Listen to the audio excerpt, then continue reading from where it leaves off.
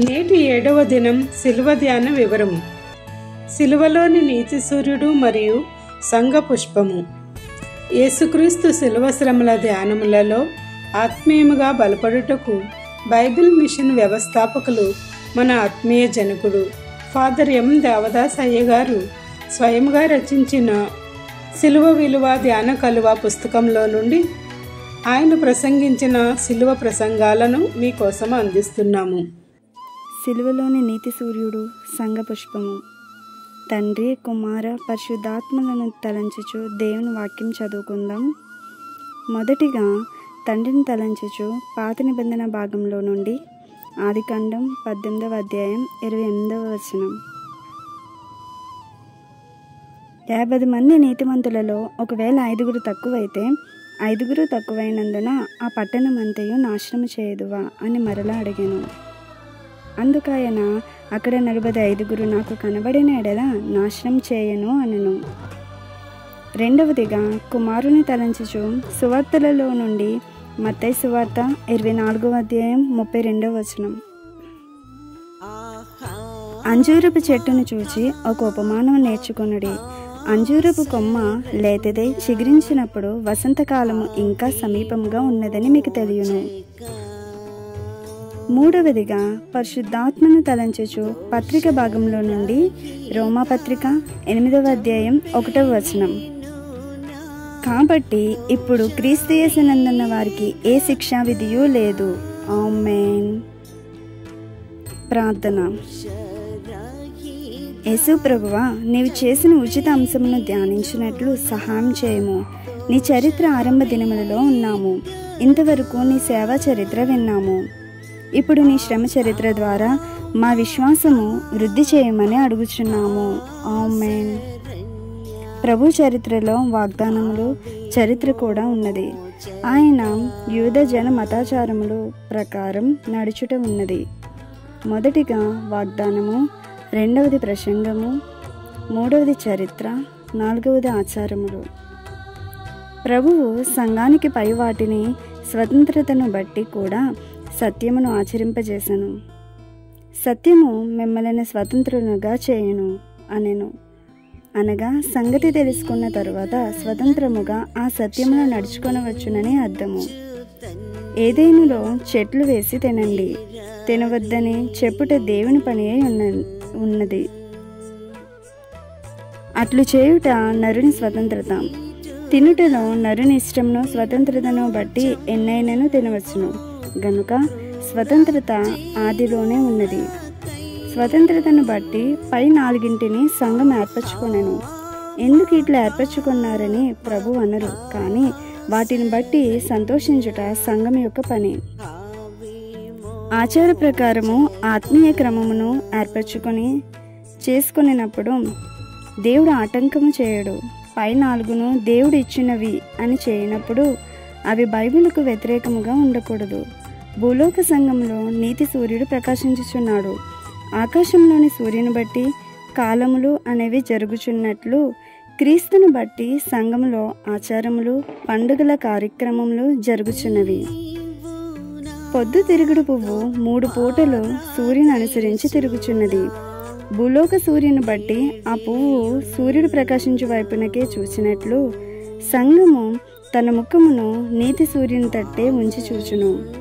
Christmas రోజున నీతి సూర్యుడు తొట్టెలో ఉన్నాడు గాన సంఘము తొట్టి వైపు చూచి క్రిస్మస్ సూర్యుని ధ్యానించుచున్నది. లోకము సంఘము కూడా తొట్టి వైపే చూచెను. ఈస్టర్ రోజు అనగా ఆదివారమున ఆయన పొందిన జయము వైపు చూచెను. జ్ఞానులు ఇంటిలో ఉన్న ప్రభు తట్టును, సుమియోను 8వ రోజు గుడిలో ఉన్న పరిశుద్ధ శిశువును తట్టును చూచెను. గనుక భూలోకంలో సంఘము అనేది పొద్దు తిరుగుడు పువ్వు వంటిదే. ఆయన కనబడు తట్టే చూడాలి. ఆయన శ్రమ చరిత్ర చాలా ఉన్నది గనుక భూలోకంలో సంఘం అనేది పొద్దుతిరుగుడు పువ్వు వంటిదే. ఆయన కనబడు తట్టే చూడాలి. ఆయన శ్రమ చరిత్ర చాలా ఉన్నది గనుక ఈ ప్రారంభ దినాన్న మొదటి దిన చరిత్ర తట్టు చూడాలి. యేసు ప్రభు సర్క్యూట్లో ఉన్నప్పుడు ఇదిగో యెరూషలేము వెళ్ళుచున్నాము అని శిష్యులతో చెప్పాను. శ్రమ ఆయన కనులకు కనబడుచున్నది. శ్రమల ఆరంభ దినమందే సంఘం తన ఇష్ట ప్రకారం భస్మ బుధవారం ఏర్పరచును. ఇక ఈ 40 దినములు యేసు ప్రభు శిలువ వైపు తిరిగి మంచి శుక్రవారం చరిత్ర ధ్యానమునై ఉన్నాము. దానికి చాలా చరిత్ర ముందున్నది గనుక వివరముగా ధ్యానించుదము. ప్రభువా, నా నిమిత్తమే ఈ శ్రమలు పొందుటకు నీవు బాధపడినావు కాబట్టి నీకు వందనములని చెప్పుటకు ఈ దినము ధ్యానించాలి. ఆయన శ్రమలను జ్ఞాపకం చేసుకోవాలి.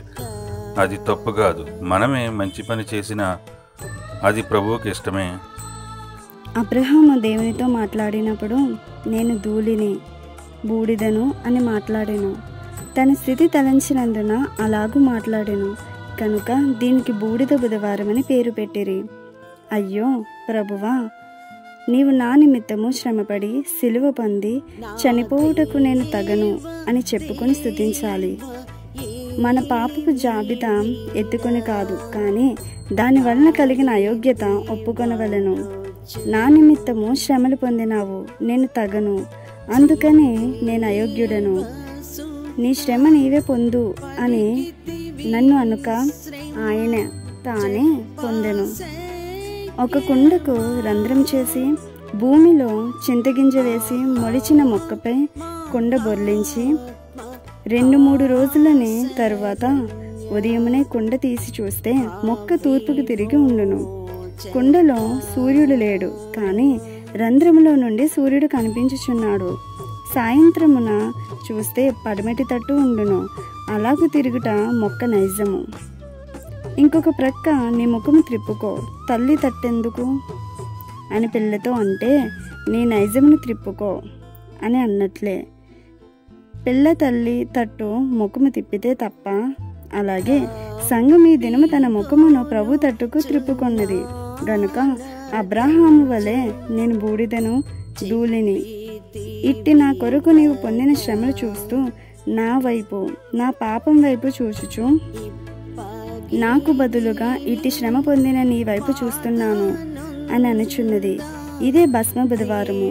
ఓ సంగమా, ఓ ప్రొద్దు తిరుగుడు పువ్వా, ఆయన వాగ్దానములు, ఆయన గుణాలు, ఆయన చరిత్ర, ఆయన శ్రమ మరణాల వైపే చూడు. ఎందుకంటే ఇక ముందుకే శ్రమలు, మరణము, తీర్పు, వేదన ఉండవు.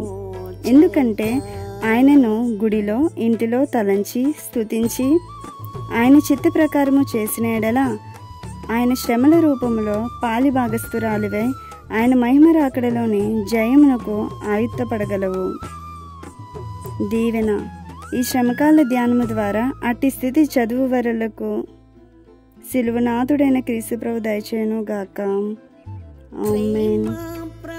ఇంతవరకు దేవదాసయ్య గారి ప్రసంగం విన్న ప్రియమైన దేవుని విశ్వాసులందరకు వందన మరణాతలు. చివరిగా నేటి సిలువ ధ్యాన కీర్తన. సిలువను చూచుకొలది శిల సమానమైన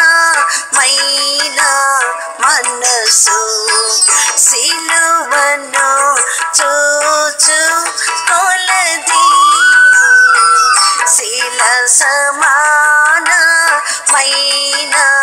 మనసు, నలిగి కరిగి నీరగుచున్నది